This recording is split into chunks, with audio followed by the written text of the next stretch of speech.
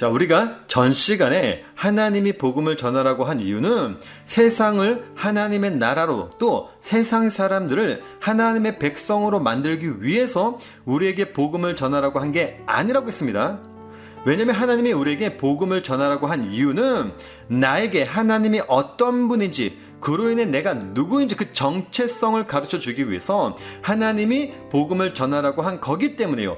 오늘은 이 부분에 대해서 조금 더 구체적으로 설명해 드려 보려고 합니다.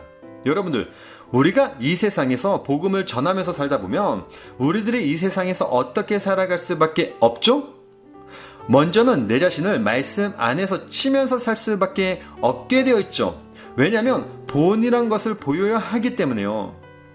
왜냐하면 우리가 예수님 믿으세요 라는 말 한마디 때문에 우리 역시 예수님의 그 모습이라는 그 말씀대로 살아야 하기 때문에요. 그런데 그러다 보니까 우리들이 하나님에게 또 은혜를 구하면서 살 수밖에도 없게 되기도 하잖아요.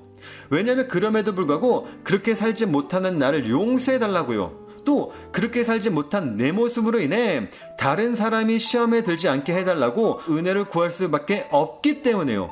그러니까 우리가 복음을 전하면서 살게 되면요, 우리들은 말씀 속에서 나를 치면서 살 수밖에 없습니다. 그런데 무엇보다도 우리가 복음을 전하며 살기 위해서는 매일매일 말씀 공부도 해야 되는데, 왜냐하면 말씀을 알아야 전할 수 있기 때문에요. 자, 그런데 그러다 보니까 그 삶이 어떤 삶이 되어 있는 거죠?